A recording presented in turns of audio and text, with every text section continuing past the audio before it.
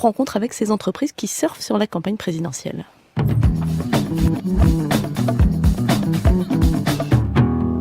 Voilà, là, ce que je vous présente, c'est l'effet qu'on a décidé de mettre en place avec Jean-Luc Mélenchon. Le côté un peu rétro Star Wars assumé pleinement.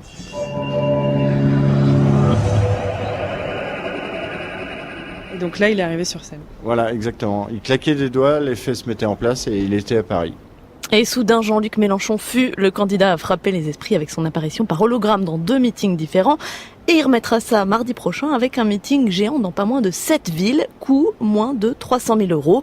Ce genre de technique et bien d'autres, les candidats les utilisent de plus en plus. 8 jours avant le premier tour de la présidentielle, les équipes jettent leur dernière force et leurs derniers sous dans la campagne.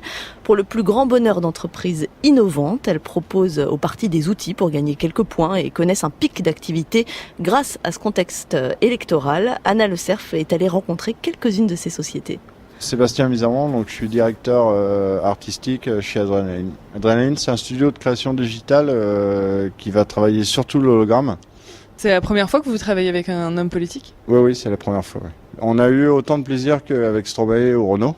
C'était constructif. Vous auriez accepté n'importe quelle équipe de campagne qui décroche son téléphone et qui demande de vous faire un hologramme ? Parce que peut-être qu'en plus, là derrière, ça suscite des convoitises. Je pense que personne ne va faire en France de l'hologramme à part Jean-Luc Mélenchon, s'il passerait pour un récupérateur. Et non, on n'aurait pas accepté de le faire pour tout le monde. Pourquoi ? Déjà parce qu'on a signé des accords et qu'on a voulu le faire à fond pour Jean-Luc Mélenchon.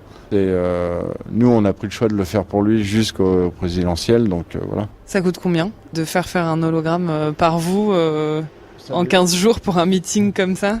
La partie matérielle, on va être sur une enveloppe de 50 000 €. Et après, tout dépend. Si on est en post-production et qu'on refait un personnage en 3D, ça peut monter très très vite. Si on est sur une captation, ça va être une enveloppe entre 50 et 100 000 €. Cet hologramme, c'est la partie la plus voyante des outils que peuvent utiliser les candidats. D'autres prestataires innovants font cette année leur entrée en campagne, comme Digitalbox, une start-up dirigée par Vincent Monsny. Digitalbox est un logiciel de stratégie électorale. Il permet à des élus, à des candidats de mettre en base de données leurs sympathisants, leurs électeurs, la communauté de personnes qui ont déjà voté pour eux et qui sont susceptibles de le refaire s'ils sont suffisamment mobilisés. Le but du jeu, c'est de pouvoir mobiliser l'électorat, donc avec des communications ciblées. Donc là, par exemple, ils vont être en mesure de délivrer le bon message à la bonne personne via le bon canal de communication. Je vous donne un exemple tout simple. Il faut que le senior du bureau de vote 6 de la ville de Marseille reçoive le communiqué qui l'intéresse. Est-ce que vous faites un choix dans les clients que vous avez ? Alors non, pas du tout, nous, on est absolument non partisans. On reste à notre place, qui est celle d'un éditeur de logiciels qui développe tous les jours en fait le meilleur logiciel au meilleur prix. Et derrière, nous, on travaille avec 200 et plus élus sur toute la France, qui représentent quasiment tous les partis de France. Quasiment. On vend donc un abonnement logiciel qui peut être mensuel ou annuel. On est très accessible.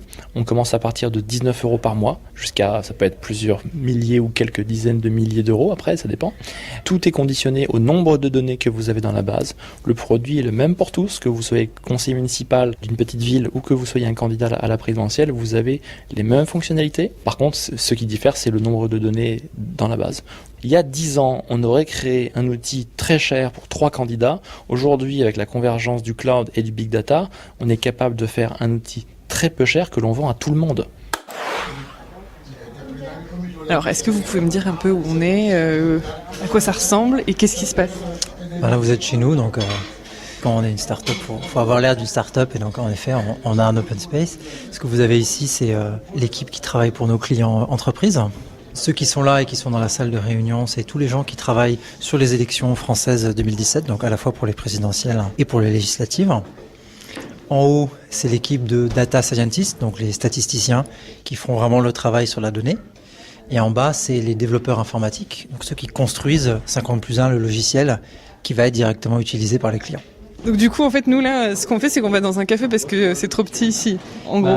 C'est trop petit et puis quand tout le monde sera là, il y aura trop de bruit peut-être pour vos sons à vous.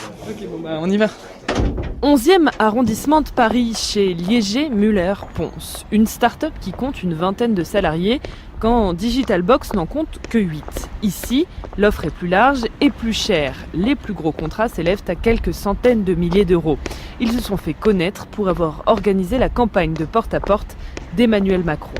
Arthur Muller, l'un des 3 fondateurs. Nous, on fait quelque chose de très précis on a développé un logiciel qui s'appelle 50+1. Qu'est-ce que fait ce logiciel ? En gros, ce logiciel fait principalement 2 choses. Il fait de la stratégie et il fait de l'aide à l'organisation.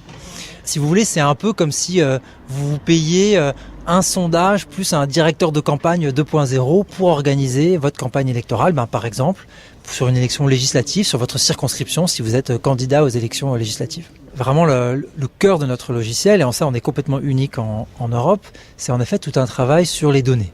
On a les résultats des élections depuis 2004, par zone, et on a aussi toutes les variables sociodémographiques issues des recensements de l'INSEE.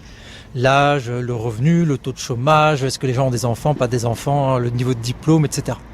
Et à partir de ça, j'applique des techniques statistiques avancées, donc ce qu'on appelle du big data, pour essayer de prédire les comportements électoraux, de les comprendre. Si vous voulez, je réponds un peu aux questions de base de la stratégie électorale avec la data.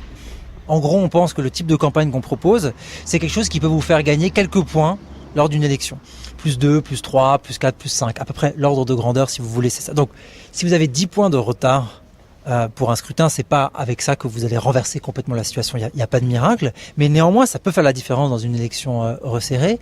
Et c'est beaucoup plus efficace, beaucoup plus rentable, si vous voulez, comme investissement, que pas mal d'autres techniques de campagne plus traditionnelles qui continuent encore aujourd'hui à occuper un budget important lors des campagnes électorales.